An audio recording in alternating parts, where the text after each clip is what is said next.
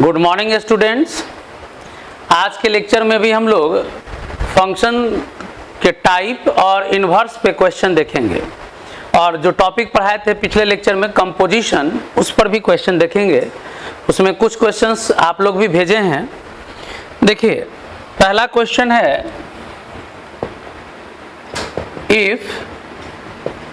if be the greatest integer function and g be an absolute function,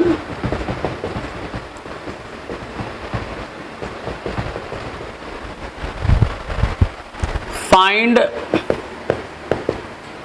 the value of fog -3/4 plus gof 4/3।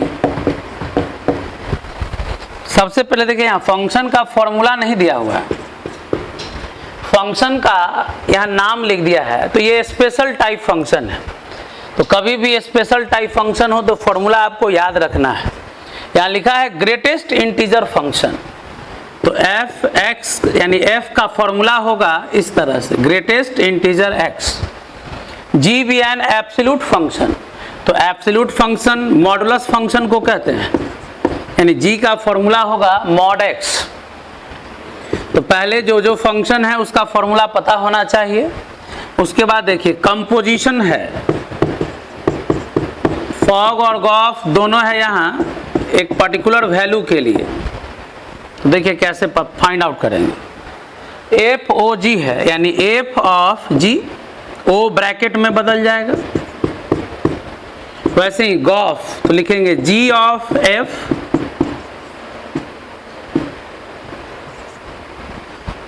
अब एक एक करके input लेंगे। पहले जी में, यानी फॉर्मूला जी के फॉर्मूला में -3/4 लेना है, तो जी के फॉर्मूला में -3/4 लेंगे। ये 3/2 है, क्वेश्चन में सुधार लीजिएगा इसको, 3/2। पुराना बुक में यहाँ 3/4 दिया हुआ है, जिसको सुधार लेंगे आप लोग, 3/2 होगा। जी एफ के फॉर्मूला में 4/3। देखिए यहाँ एफ का फॉर्मूला है ग्रेटेस्ट इंटीजर, तो इसमें पुट करेंगे 4/3।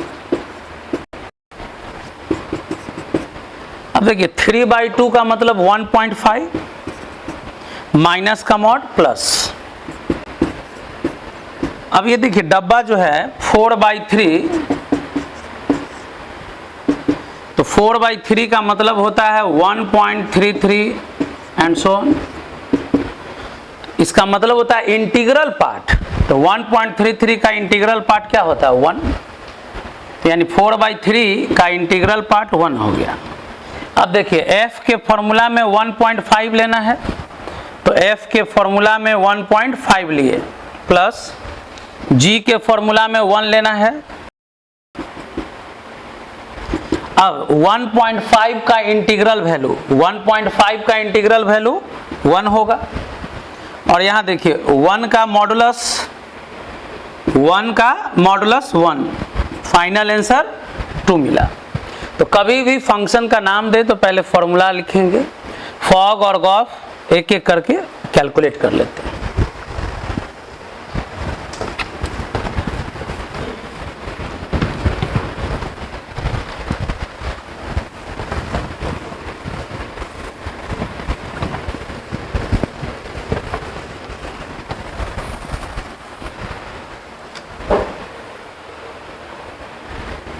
नेक्स्ट क्वेश्चन है, f है इंटीजर टू इंटीजर और fn का फॉर्मूला दिया हुआ है 3n। g है इंटीजर टू इंटीजर, gn का फॉर्मूला है n/3, जब n मल्टीपल है 3 का, और 0 जब n is not multiple of 3। देखिए फंक्शन f और g का फॉर्मूला दिया हुआ है, तो क्वेश्चन कहता है प्रूफ कीजिए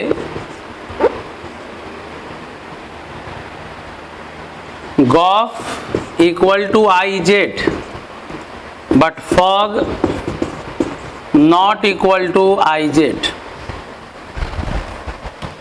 अब आपको ये याद होना चाहिए, आई का मतलब होता है आइडेंटिटी फंक्शन और जेड यानी कि डोमेन यहाँ जेड है। तो देखिए दोनों क्वेश्चन में डोमेन क्या है, जेड है, यानी हम लोग को प्रूफ करना है कि गॉफ आइडेंटिटी फंक्शन है लेकिन फॉग आइडेंटिटी फंक्शन नहीं है। सबसे पहले गॉफ निकालते हैं। तो गॉफ, तो देखिए हर फंक्शन में कुछ इनपुट लेते हैं, तो यहाँ हर फंक्शन में इनपुट क्या लेके चला है, n। तो हम लोग गॉफ में भी इनपुट क्या लिए, n। गॉफ का फॉर्मूला है g ऑफ fn। अब हम लोग fn को कुछ देर के लिए t मान लेते हैं, where t equal to fn। लेकिन जरा गौर कीजिए, fn का फॉर्मूला क्या है, 3n। अब इस 3n को हम लोग लिख सकते हैं मल्टीपल ऑफ 3,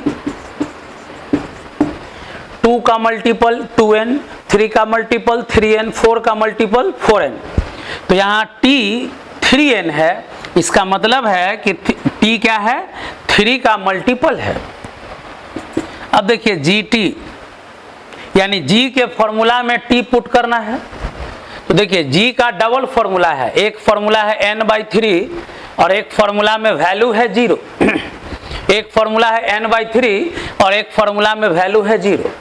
तो पहला फॉर्मूला कब यूज करना है, जब n 3 का मल्टीपल है, और दूसरा वैल्यू कब यूज करना है, जब n 3 का मल्टीपल नहीं है। तो gt यहाँ t 3 का मल्टीपल है, तो पहला फॉर्मूला में पुट होगा। देखिए g यानी g के फॉर्मूला में t पुट करेंगे, तो पहला फॉर्मूला है t/3। अब t किसको कंसीडर किए हैं, 3n, 3 से 3 कैंसिल हो गया, n आ गया। तो हम लोग यहाँ क्या देख रहे हैं कि गॉफ में जब इनपुट n लिए, गॉफ में जब इनपुट n लिए तो आउटपुट भी क्या मिलता है, n। तो ऐसा फंक्शन जिसमें जो इनपुट है वही आउटपुट है, तो ऐसे फंक्शन को हम लोग कहते हैं आइडेंटिटी फंक्शन। और आइडेंटिटी फंक्शन डोमेन पे डिफाइंड होता है। तो देखिए यहाँ डोमेन क्या है, z इंटीजर, तो यहाँ लिखेंगे आई जेड। ये पहला प्रूफ हो गया। अब देखिए यहाँ क्वेश्चन कहता है कि प्रूफ करो fog not equal to I Z, यानी फॉग में इनपुट अगर n लेंगे तो आउटपुट कुछ अलग आएगा। देखते हैं।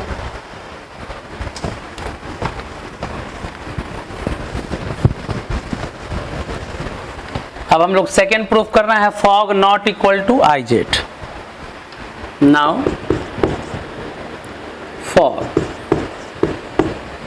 तो चलिए फॉग में इनपुट n लेते हैं, ध्यान देना है, फॉग में इनपुट n लेते हैं। तो इसको लिखेंगे f of gn, f of gn। अब gn, तो gn का यहाँ डबल फॉर्मूला है, तो पहला फॉर्मूला भी हो सकता है, ध्यान दीजिएगा, यहाँ दो पार्ट में बंटने जा रहा है। f इक्वल टू क्या है, gn। यहाँ देखिए f gn, तो gn का डबल फॉर्मूला है, तो हम gn का फॉर्मूला n/3 भी ले सकते हैं और gn का फॉर्मूला 0 भी ले सकते हैं। gn का वैल्यू लेना है तो दो वैल्यू है, तो कोई भी वैल्यू ले सकते हैं। लेकिन पहला वैल्यू कब एप्लीकेबल है, जब n मल्टीपल होगा 3 का। दूसरा वैल्यू कब एप्लीकेबल है, जब n 3 का मल्टीपल नहीं होगा। अब देखिए f के फॉर्मूला में n/3 पुट करना है, तो f का तो एक ही गो फॉर्मूला है 3n। तो देखिए f के फॉर्मूला में 3n, n के जगह क्या पुट करना है, n/3। f के फॉर्मूला में n/3 पुट करना है, तो n/3 डाल दिए। अब आइए f0 का मतलब f के फॉर्मूला में 0 पुट करना है, तो f के फॉर्मूला में 0 पुट कर दीजिए। फाइनल आंसर क्या मिला, 3 से 3 कैंसिल, n, 3 × 0 0। n कब होगा, जब n इज पहला कंडीशन n इज, यहाँ लिखेंगे n इज मल्टीपल ऑफ 3, और दूसरा कंडीशन कम है n is not multiple of 3। फिर इसी देखिए यहाँ बचा n और यहाँ बचा 0।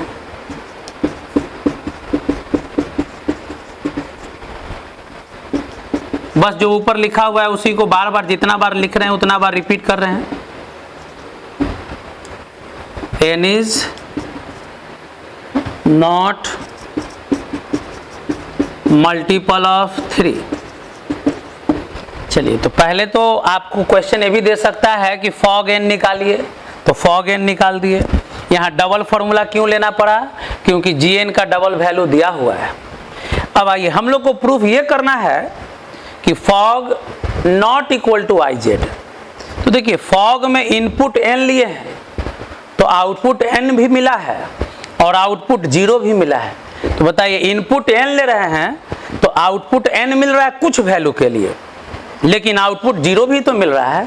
तो कह सकते हैं कि यहाँ जो फॉग है वो आइडेंटिटी फंक्शन के इक्वल नहीं है। देखिए एग्जांपल यहाँ दे रहे हैं समझाने के लिए। फॉग n, देखिए जब n 3 का मल्टीपल होगा तो वैल्यू n है, लेकिन अगर n 3 का मल्टीपल नहीं है तो फॉग का वैल्यू क्या आएगा? 0। तो देखिए फॉग में जब इनपुट n है तो इनपुट n भी हो सकता है। देखिए फॉग में इनपुट n है तो इनपुट n भी हो सकता है और 0 भी हो सकता है। 0 कब होगा? जब n का मल्टीपल, ये n जो है 3 का मल्टीपल नहीं होगा। तो कह सकते हैं fog not equal to identity function. Note कर लीजिए। अब हम लोग अगला क्वेश्चन देख रहे हैं। सो that if f1 and f2 are 1-1 mapping from real number to real number, then prove that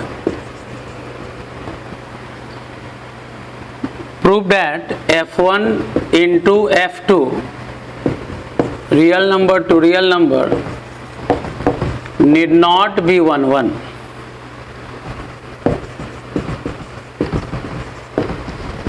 कभी भी हम लोग को निगेटिव स्टेटमेंट प्रूफ करना हो तो एक एग्जाम्पल सफिशिएंट होता है। अगर हम एक एग्जाम्पल ऐसा दे दे जिसके लिए स्टेटमेंट गलत हो जाए या निगेटिव स्टेटमेंट को सपोर्ट कर दे, एक एग्जाम्पल जो निगेटिव स्टेटमेंट को सपोर्ट कर दे तो मान लेंगे कि ये निगेटिव स्टेटमेंट सही है। देखिए क्वेश्चन है so that if f1 f2 are 1-1 map, यानी मैप्स यानी फंक्शन, अगर दो फंक्शन 1-1 है तो प्रूफ करो कि उसका प्रोडक्ट जो होगा यानी f1 इंटू f2, ध्यान दीजिएगा ये इंटू f1 इंटू f2 कोई जरूरी नहीं कि 1-1 हो, यानी f1 1-1 है, f2 1-1 है, लेकिन कोई जरूरी नहीं कि उसका प्रोडक्ट 1-1 हो। तो देखिए कैसे प्रूफ करते हैं। तो हम बताएं निगेटिव स्टेटमेंट को सपोर्ट करने के लिए बस एक एग्जांपल लेना है। तो consider f1 equal to x and f2 equal to x cube. याद होगा आपको, कोई भी फंक्शन है तो उसका फॉर्मूला ले सकते हैं हम लोग। तो f1 एक फंक्शन है उसको x मान लिए उसका फॉर्मूला, f2 एक फंक्शन है उसको क्या मान लिए? X cube. अब देखिए ये दोनों फंक्शन आप एकदम इजी वे में 1-1 प्रूफ कर सकते हैं। Clearly f1 and f2 are 1-1 function.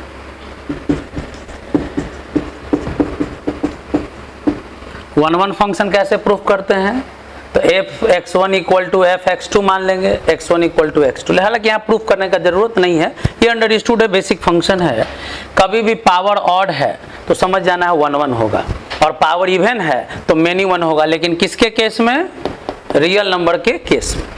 तो चलिए हम मान लिए कि एफ फंक्शन का फॉर्मूला x है और दूसरे फंक्शन का फॉर्मूला x³ है। तो हम लोग जानते हैं कि ये कैसा फंक्शन है, 1 1 फंक्शन है। नाउ अब इसका हम लोग प्रोडक्ट लेते हैं। देखिए f1 इंटू f2, तो f1 इंटू f2 प्रोडक्ट है।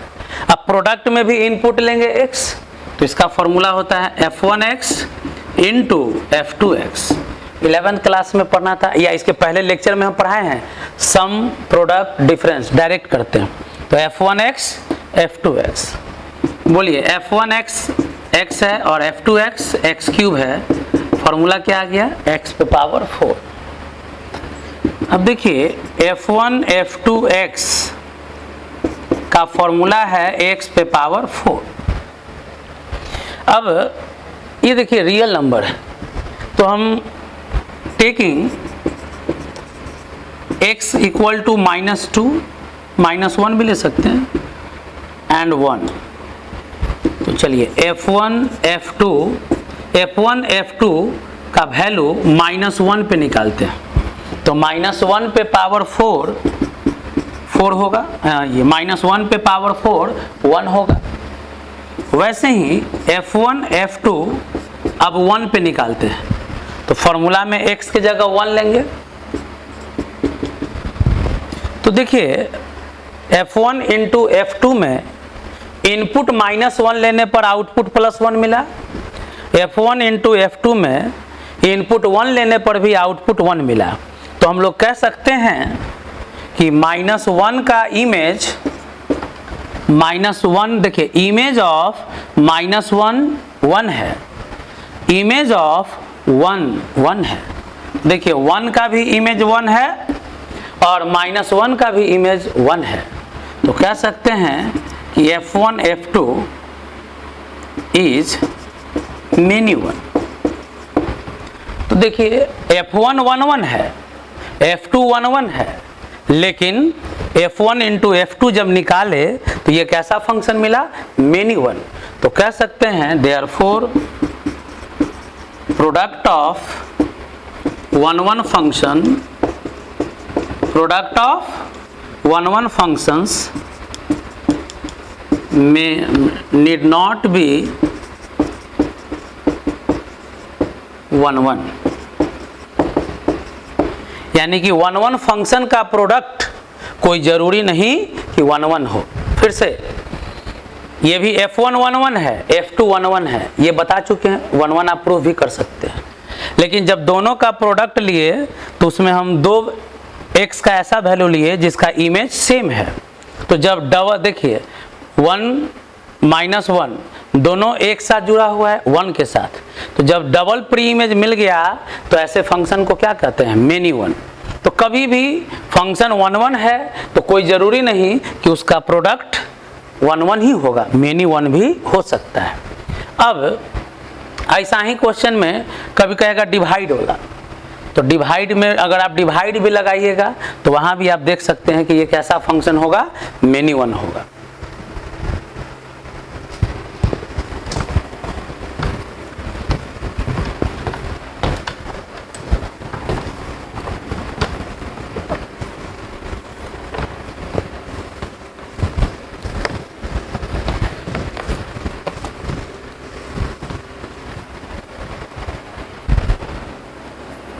चलिए अब हम लोग देखते हैं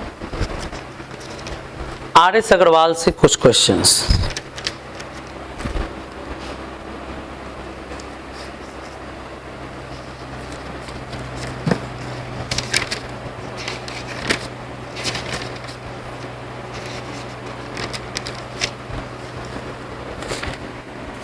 देखिए क्वेश्चन है, prove that function from r plus to -5 infinity fx equal to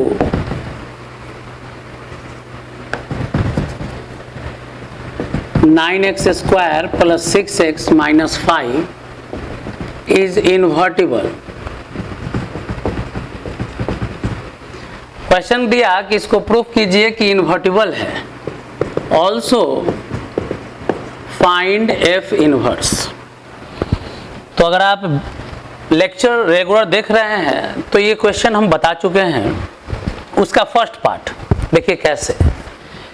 function का डोमेन r प्लस है, रेंज -5 टू इन्फिनिटी है। फंक्शन का फॉर्मूला दिया हुआ है और कहता है कि प्रूफ कीजिए कैसा फंक्शन है, इन्वर्टिबल। तो आपको याद होना चाहिए फंक्शन इन्वर्टिबल तभी होता है जब 1 1 भी होता है, ऑन टू भी होता है। It means you have to prove function is 1 1 and also onto. तो आपको दोनों मेथड बता चुके हैं, 1 1 कैसे प्रूफ करेंगे, ऑन टू कैसे प्रूफ करेंगे। और यही क्वेश्चन आपको एक लेक्चर पहले बता चुके हैं कि 1 1 है और ऑन टू है। यानी फर्स्ट पार्ट आपके कॉपी में कंप्लीट है। हम लोग सेकेंड पार्ट को प्रूफ करेंगे, ये सेकेंड पार्ट को सॉल्व करेंगे। सेकेंड पार्ट तो बताइए क्वेश्चन क्या कहता है, फंक्शन का इनवर्स निकालिए। तो देखो यहाँ f दिया हुआ है r प्लस से -5 टू इन्फिनिटी और फॉर्मूला दिया है 9x² प्लस 6x माइनस 5। अब हम लोग को इनवर्स निकालना है टू फाइंड 1 1 ऑन टू। आप लोग के कॉपी में प्रूव होगा टू फाइंड f इनवर्स।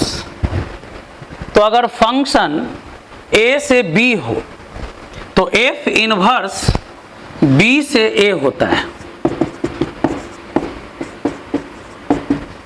अगर फंक्शन a से b हो तो f इनवर्स b से a होता है, पहला। अब आइए प्रोसेस सिखाए थे, let y equal to fx। कभी भी इनवर्स निकालना हो फॉर्मूला दिया हुआ है तो लिखेंगे let y equal to fx। इसका मतलब हुआ कि x equal to f inverse y। अगर y इक्वल टू fx मानेंगे तो x इक्वल टू क्या लिखेंगे हम लोग, f इनवर्स y। यानी कि जब फंक्शन साइड चेंज करेगा तो इनवर्स आ जाएगा। देखिए f इधर जाकर क्या हो जाएगा, f इनवर्स y। यानी y इक्वल टू fx लेकर चलने के बाद जो x का वैल्यू मिलेगा वही x का वैल्यू फंक्शन का इनवर्स होगा। तो चलिए एक बार फिर से सीखते हैं। fx गिवन है फॉर्मूला, अब प्लस y इधर जाएगा तो माइनस। अब हम लोग कह सकते हैं कि ये क्वाड्रेटिक इक्वेशन है x में और हम लोग को वैल्यू किसका फाइंड आउट करना है, x का। तो सबसे पहले देखिए ये a का वैल्यू हुआ क्वाड्रेटिक इक्वेशन में, ये b का वैल्यू हुआ और ये पूरा c का वैल्यू। तो क्वाड्रेटिक इक्वेशन को हम लोग सॉल्व करेंगे। तो d equal to b square minus 4ac। तो 6 का स्क्वायर 36, 4ac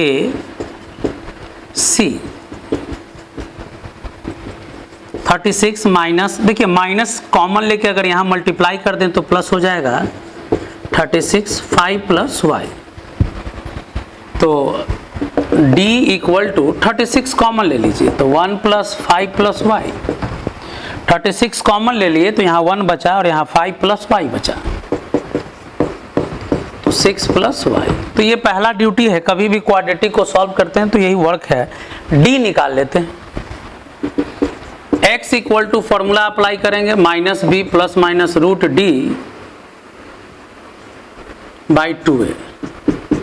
b का वैल्यू है 6 plus minus 36, 6 plus y। d का वैल्यू पुट कर दिए बाई 2a। 36 रूट से बाहर आ जाएगा 6 कॉमन लेके कैंसिल कर दीजिए।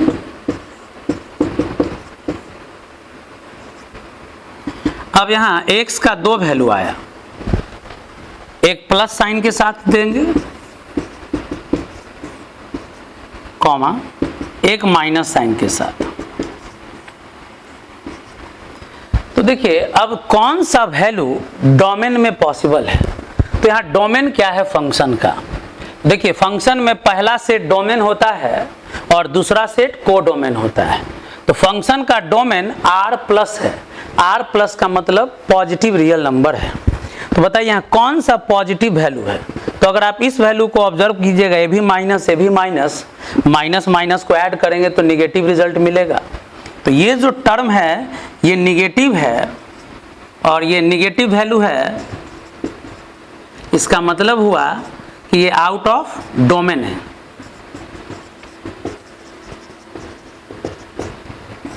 तो निगेटिव वैल्यू जो डोमेन के बाहर है उसको x का वैल्यू नहीं लेते हैं, x का वैल्यू हमेशा कहाँ लेना है, डोमेन में। तो ये वैल्यू डोमेन के बाहर है इसलिए सिर्फ ये वैल्यू लेंगे। ये जो x का वैल्यू है ये डोमेन के अंदर है। तो हम बताएं कि कभी भी फॉर्मूला दिया हुआ हो और इन्वर्स निकालना हो तो f इन्वर्स कहाँ से कहाँ लिखना है, उल्टा। अगर फंक्शन है a से b तो f इन्वर्स लिखते हैं b से a, पहला वर्क। दूसरा बताएं y equal to f x मान लो और जो x का वैल्यू आएगा वही f इन्वर्स का फॉर्मूला होगा। तो y equal to f x को सॉल्व किए, x का दो वैल्यू आया लेकिन वही वैल्यू लेंगे जो डोमेन के अंदर हो, डोमेन के बाहर के वैल्यू को एक्सक्लूड कर दें। तो x का जो वैल्यू आया ये डोमेन के अंदर है, पॉजिटिव वैल्यू है। तो लिख देंगे देयरफॉर f इनवर्स y, ये जो x का वैल्यू आया यही x का वैल्यू फंक्शन का इन्वर्स कहलाएगा। ये आंसर हुआ। लेकिन हम आपको एक चीज बता दें, कोई बुक में यहाँ वेरिएबल हम y ही लिए हैं, किसी किसी बुक में वेरिएबल आंसर में x दिया हुआ होगा, तो कोई बात नहीं, फंक्शन के फॉर्मूला में वेरिएबल चेंज हो सकता है, वैल्यू नहीं बदलता है। देखिए इन्वर्स के फॉर्मूला किसके टर्म में लिखा हुआ है, यहाँ y के टर्म में। अब जहां जहां y है हम y की जगह क्या पुट कर देंगे, x। तो अब ये फॉर्मूला किसके टर्म में बदल गया, x के टर्म में। तो आप पे डिपेंड करता है कि आप आंसर को किस वेरिएबल के टर्म में छोड़ते हैं। तो आप x का जो वैल्यू आया वो f इनवर्स y है, देख सकते हैं यहाँ, इसलिए हम पहले f इनवर्स y लिखेंगे। यानी फॉर्मूला जो आया y के टर्म में आया, अगर हम x के टर्म में बदलना चाहते हैं तो जहां जहां y है वहां x पुट कर दीजिए। तो ये भी आंसर हो सकता है y के टर्म में भी, आंसर x के टर्म में भी हो सकता है, नोट कर लीजिए। अब हम लोग नेक्स्ट क्वेश्चन देख रहे हैं। फंक्शन है रियल नंबर से रियल नंबर और f(x) दिया हुआ है, इसका फॉर्मूला 3 - x³ पावर 1/3। तो कहता है फर्स्ट पार्ट f(x) क्या होगा और सेकेंड पार्ट है f इनवर्स का फॉर्मूला क्या होगा। तो देखिए, और इसी के क्वेश्चन में इसी एकदम सेम फॉर्मूला के लिए आपको कहेगा कि प्रूफ कीजिए कि f(f) i के इक्वल होगा। तो देखिए क्वेश्चन का यहाँ दो पार्ट, फॉर्मूला दिया हुआ है तो डायरेक्ट सॉल्यूशन देख रहे हैं हम लोग। फंक्शन रियल नंबर से रियल नंबर है और फॉर्मूला दिया हुआ है, तो कहता है f(f) का फॉर्मूला क्या होगा। तो लिखेंगे f(of(x), प्रोसेस याद होना चाहिए कंपोजिशन का। f(of(x) का मतलब हुआ f ऑफ fx, यानी o को किस में बदल लेना है, ब्रैकेट में। अब fx को कुछ देर के लिए t मान लेते हैं, where t equal to fx, और fx को लिख दिए 3 - x³ पे पावर 1/3। अब ft का मतलब होता है f के फॉर्मूला में t पुट करना। तो f के फॉर्मूला में t पुट करेंगे तो 3 - t³ पावर 1/3। अब 3 माइनस, जरा गौर कीजिएगा, t, तो t का वैल्यू है 3 - x³ पावर 1/3। देखिए t का भी वैल्यू रखे, लेकिन t पर भी पावर क्या है, 3, और उस पर पावर क्या है, 1/3। बहुत बच्चा यहीं पे गड़बड़ाता है, ध्यान दीजिएगा।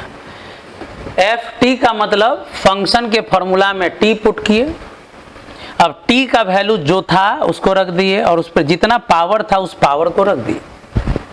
अब एक एक करके सॉल्व करेंगे हम।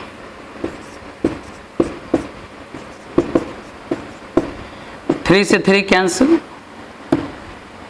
ये पावर 3 था, ध्यान दीजिएगा। टी क्यू, तो पहले ये 3 से 3 पावर को क्या किए हम लोग, कैंसिल कर दिए, तो बचा ये क्या 1, छोड़ दीजिए। अब उसके बाहर में पावर क्या है 1/3। अब फिर 3 से 3 कैंसिल हो गया, minus minus plus x cube, और उस एक्स क्यूब पे पावर क्या है 1/3, तो 3 से 3 कैंसिल फिर हो गया और क्या बचा x। तो पहला क्वेश्चन का पार्ट कंप्लीट हुआ। एफ ओ एफ एक्स किसके बराबर आ गया, x के। सेकेंड पार्ट के लिए कहता है कि एफ इनवर्स का फॉर्मूला क्या होगा। तो एक तरीका है कि आप डायरेक्ट सॉल्व कीजिए, फॉर्मूला निकल जाएगा। लेकिन अगर आपको ये लाइन याद हो कि अगर एफ ओ एफ आई के इक्वल होता है, आप ऑब्जर्व कीजिए एफ ओ एफ आई के इक्वल है। जब फंक्शन में इनपुट x डालने और आउटपुट भी x मिले तो कहते हैं कि वैसा फंक्शन आइडेंटिटी है। तो जब आइडेंटिटी फंक्शन है, ध्यान दीजिएगा, एफ ओ एफ का फॉर्मूला x आया, यानी इनपुट x है आउटपुट भी x है, तो ऐसे फंक्शन को आइडेंटिटी कहते हैं। और जब हम पढ़ाए थे इनवर्स वाला लेक्चर, उसमें एक लाइन बोले थे कि जब भी एफ ओ एफ आई के इक्वल हो तो फंक्शन अपने आप का इनवर्स होता है। जब भी एफ ओ एफ आई के इक्वल हो तो f का इनवर्स f होता है, यानी फंक्शन अपने आप का इनवर्स होता है। तो f इनवर्स का फॉर्मूला भी सेम होगा दोनों तरफ। तो f इनवर्स x का फॉर्मूला यही होगा। याद रखिए, जब एफ ओ एफ आई के इक्वल आ जाए तो जो फॉर्मूला फंक्शन का होगा वही फॉर्मूला इनवर्स का होगा। लाइन एकदम याद रखना है। अगर एफ ओ एफ आई के इक्वल आ जाए तो जो फॉर्मूला फंक्शन का है वही फॉर्मूला इनवर्स का है। आप चाहिएगा तो इसका इनवर्स निकाल भी सकते हैं, देखिए निकाल कर दिखाते भी।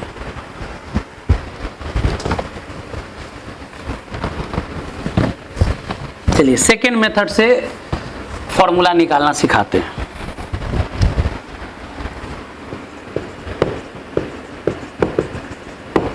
चलिए मान लीजिए ये स्टेटमेंट आपको याद नहीं है, अगर याद कर लेते हैं तो मेहनत करने से बच जाएंगे। Second method, to find f inverse. तो हम आपको बताए हैं कि फंक्शन अगर a से b है तो उसका इनवर्स b से a होगा। तो यहाँ a और b सेम सेट है। Let y equal to f x, तो x equal to f inverse y। पहला लाइन याद रखना है कैसे लिखते हैं इनवर्स के लिए। y equal to f x तो लिखेंगे x equal to f inverse y। अब y equal to f x का फॉर्मूला रखेंगे। अब सॉल्व करेंगे x के लिए, तो बताइए 1/3 इधर आ जाएगा तो पावर 3 हो जाएगा, 1/3 इधर आ गया तो 3,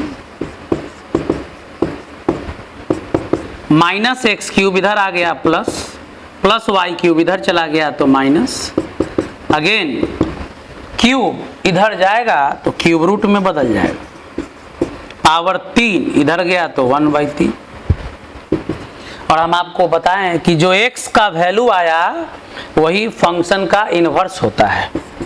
तो f inverse y 3 minus y cube 1/3। अब हम बोलें कि इनवर्स का फॉर्मूला y में भी हो सकता है, और अगर हम y की जगह x डाल दें तो फॉर्मूला x में भी बदल सकता है। अब जरा देखिए, जो फॉर्मूला फंक्शन का है वही फॉर्मूला इन्वर्स का आया कि नहीं? तो यह ऐसा तभी पॉसिबल है जब एफ ओ एफ किसके इक्वल होगा? आई के। तो कभी भी एफ ओ एफ अगर आई है तो आप डायरेक्ट लिखिए जो फॉर्मूला फंक्शन का है वही फॉर्मूला इन्वर्स का होगा, या इस प्रोसेस से आप इन्वर्स निकाल दीजिए।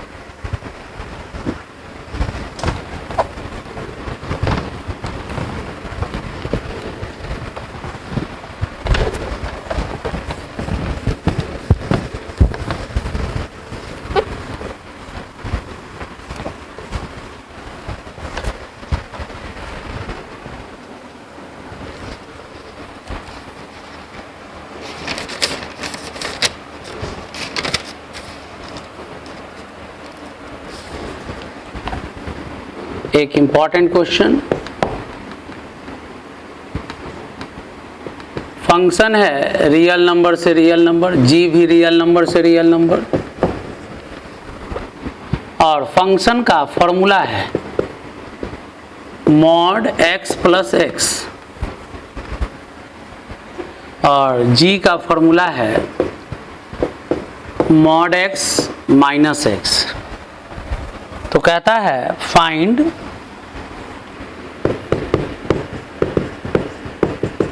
Fog and Gauff.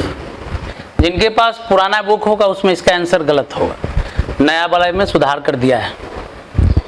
देखिए फंक्शन है रियल नंबर से रियल नंबर और जी भी रियल नंबर से रियल नंबर, दोनों का डोमेन और कोडोमेन सेम है। फॉर्मूला है मॉड x प्लस एक्स और दूसरा है मॉड x माइनस एक्स। एक लाइन आपको फिर से हम याद दिला दें, अगर कोई टर्म मॉड के अंदर है और मॉड हटाना पड़े तो पहले डिसाइड कीजिए कि मॉड के अंदर का टर्म पॉजिटिव है कि निगेटिव। अगर आप डिसाइड कर लिए कि मॉड के अंदर का टर्म पॉजिटिव है तो मॉड का कोई काम नहीं रहा। मॉड के अंदर का टर्म अगर पॉजिटिव है तो मॉड भी इसको पॉजिटिव बना रहा था और ये खुद पॉजिटिव है, तो यहाँ मॉड का कोई काम नहीं रहेगा। लेकिन अगर मॉड के अंदर का टर्म निगेटिव है तब मॉड हटाते समय आप निगेटिव साइन दीजिए। इससे फायदा ए भी निगेटिव और फिर निगेटिव दे दिए तो निगेटिव निगेटिव पॉजिटिव हो गया, और मॉड का काम यही है टर्म को पॉजिटिव बना देना। यानी मॉड हटाते समय अगर मॉड के अंदर का टर्म पॉजिटिव है तो मॉड डायरेक्ट हटा देंगे, और मॉड के अंदर का टर्म अगर निगेटिव है तो माइनस देकर मॉड हटाएंगे। चलिए तो अब हम लोग यहाँ कंपोजिशन निकालते हैं। फॉग निकालना है तो फॉग गॉफ जो निकालना हो, पहले इनपुट लेंगे x, फॉग तो लिखेंगे f ऑफ gx। अब gx को कुछ देर के लिए t मान लेते हैं। देखिए t नया वेरिएबल मानकर बनाने पर कोई खास थोड़ा मेहनत तो लगता है, लेकिन गलती होने का चांस खत्म हो जाता है। सिंपल फंक्शन में तो डायरेक्ट भी पुट कीजिएगा बन जाएगा, लेकिन जनरली देखा गया है कंपटीशन का क्वेश्चन में वैल्यू अलग अलग होता है। तो उस केस में जैसे हम बताए हैं आदत डालना है। gx को क्या मान लिए? t, तो लिखेंगे t gx को माने हैं और ये gx का वैल्यू है। अब आइए ft, तो ft का मतलब हुआ फॉर्मूला में t पुट करना है, फॉर्मूला में t पुट करना है। तो देखिए f के फॉर्मूला में t पुट करना है, तो f के फॉर्मूला में t पुट कर दिए, t पुट कर दिए। अब आप देखिए t का वैल्यू क्या है, तो t पॉजिटिव है कि निगेटिव है। तो देखिए मॉड के साथ तीन केस हो सकता है, या तो मॉड का वैल्यू 0 होगा, या मॉड का वैल्यू पॉजिटिव होगा, या मॉड का वैल्यू निगेटिव होगा। तो मॉड का वैल्यू हम लोग पॉजिटिव लेते हैं 1, तो 1 माइनस 1 0। मॉड का वैल्यू निगेटिव लीजिए तो 1 प्लस 1 2 पॉजिटिव आएगा। जैसे मॉड का वैल्यू -1 लीजिए तो 1 माइनस माइनस प्लस 1, तो 1 + 1 2 पॉजिटिव आया।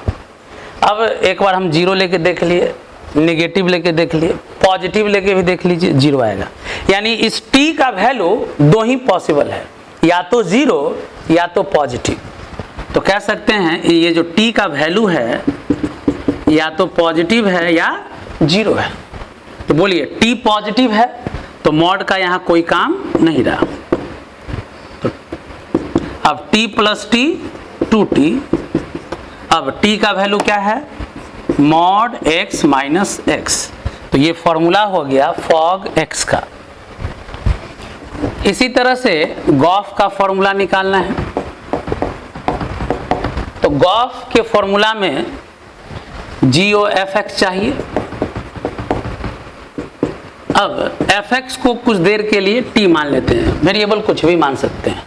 लिखेंगे वेयर t = fx, और fx किसको माना गया, मॉड x प्लस x। अब आइए gt, यानी g के फॉर्मूला में t पुट करना है। तो g के फॉर्मूला में t पुट कर दिए। अब देखिए t मॉड के अंदर है, तब हम पता करेंगे कि ये t पॉजिटिव है कि नेगेटिव है। तो यहाँ देखिए मॉड x प्लस x है, दो चार वैल्यू लेके मन को हल्का कर लीजिए। x का वैल्यू 1 लेंगे तो 1 + 1 2, x का वैल्यू -1 लेते हैं तो -1 का मॉड 1, -1 0, 0 लेके देखिए तो 0 + 0 0, यानी कि इसका भी वैल्यू या तो पॉजिटिव है या तो जीरो है। इसका भी वैल्यू क्या है, या तो पॉजिटिव या जीरो। तो बताइए यहाँ मॉड का कोई काम नहीं रहा, तो t का मॉड t लिखेंगे, कारण t पॉजिटिव है या जीरो है। तो t - t 0, तो लिख सकते हैं गॉफ x का फॉर्मूला क्या हो गया, x। तो इस तरह से फॉग और गॉफ का फॉर्मूला हम लोग फाइंड कर सकते हैं। आज के लेक्चर में आप लोग को हम इन्वर्स पे, कंपोजिशन पे जो क्वेश्चन बचा हुआ था उसको कंप्लीट करवा दिए। अब आपके पास जो भी बुक है बनाइए, अगर क्वेश्चन में दिक्कत होता है भेज दीजिएगा, अगले लेक्चर में आपका डाउट क्लियर कर देंगे। और एक फंक्शन का लास्ट टॉपिक है, बुक में नहीं दिया हुआ है, काउंटिंग ऑफ फंक्शन। यानी कि अगर सेट दिया हुआ हो तो कितना फंक्शन बन सकता है, कितना फंक्शन 1 1 हो सकता है, कितना फंक्शन ऑन टू हो सकता है, कितना फंक्शन बाइजेक्टिव हो सकता है। तो सब के लिए हम आपको फॉर्मूला बताएंगे और उस पर क्वेश्चन करवाएंगे, बाकी अगले लेक्चर में।